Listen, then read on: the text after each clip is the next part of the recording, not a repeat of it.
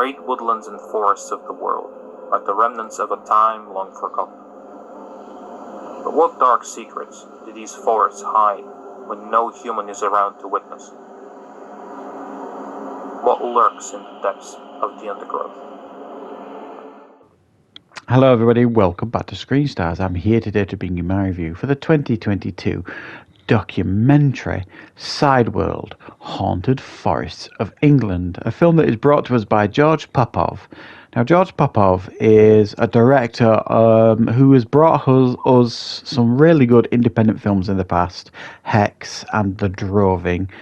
Two films that I have covered on the channel, and two films I actually really quite enjoyed, especially The Droving. And this is a film where he essentially has directed it, but is also the narrator as well. And it focuses on particularly haunted forests in England. Now, for those of us living in England, you know, many of us won't live far away from, you know, woods, forests, or whatever, where they've got like their own like myths that go along with them, or local stories and all this kind of stuff. I myself grew up in a place called Heptonstall, which is in West Yorkshire, a place called Calderdale, and there were stories of witches and beast roaming the moors, all these sort of things when I was a kid. It was wonderful as a child growing up there, but also terrifying at the same time.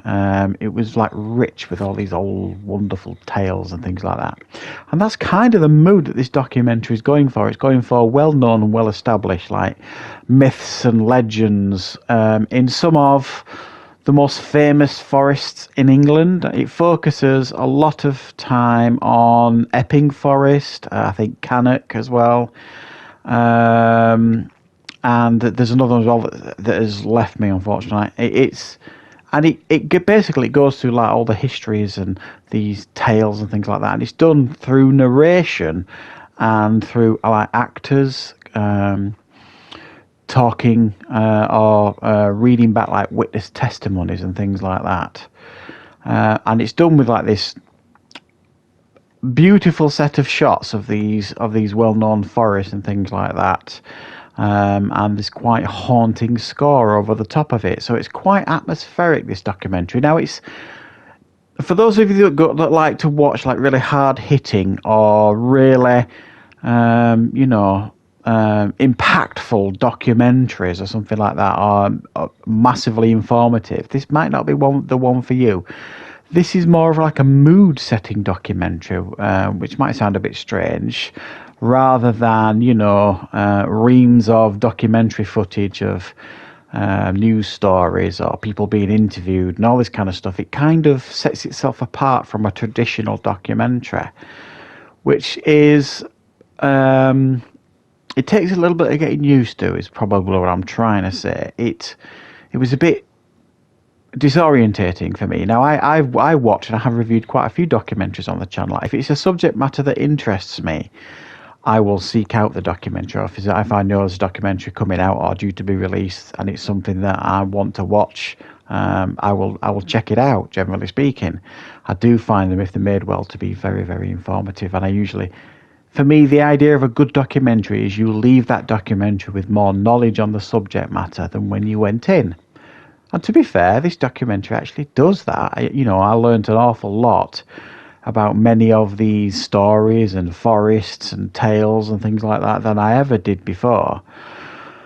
But from my perspective, I think this documentary would probably have benefited from at times a more grounded approach. I love the atmospheric aspects of it, in the sense of the haunting score and some of the beautiful shots and things like that, and some of the scene setting from the narrator George Popov and that kind of stuff. And then just to hear like an actor read a witness testimony felt a bit odd. I mean, I genuinely do think this documentary probably would have benefited from an interview or two with a historian or someone who was knowledgeable on these subject matters or these areas or things, something of that nature, to give it a more grounded approach, so you as an audience member could maybe connect to it a little bit better, because sometimes when you watch a documentary and it's just a normal person being interviewed, it allows you to kind of relate to it a little bit more, and it feels more real then as well, because it's a real person telling a supposed real story rather than someone narrating it or maybe an actor feeding it back to you. But I think for me, that's my only real criticism. I mean, it's not a long documentary, this. I think it's just over an hour long, maybe an hour and 10 minutes long, something like that. So it's not a long documentary. And definitely, fans out there, if you're fans of Most Haunted or any of these paranormal shows in the UK or wherever around the world, you'll probably find some bits here that, will definitely click with you. Like I say, it's got a good aura about it. It does set the scene. It feels spooky at times, and it's obviously it's been done from a place of passion as well. Because George Popoff and Jonathan Russell, who wrote it, who have collaborated on Hex and The Droving, it's obviously a subject matter that they're passionate about. Because essentially, those two films have got like supernatural folklore elements around it and that kind of stuff, and they're filmed like in forests and hills and cliffs and that kind of thing. It's obviously coming from a place of passion, and I think that definitely shows when you watch it. So it's a curious little documentary. Like I said, don't go into this expecting one of these huge budgeted HBO like documentary or Netflix documentary or something like that. It's been done with a lot of care, a lot of passion, but it's definitely a documentary that kind of stands to the side of traditional documentaries, but it does increase your knowledge. So I'm going to give this one a 6 out of 10. I hope you enjoyed this review. Thank you very much for watching. And of course, I'll be back with more reviews on the channel very, very soon.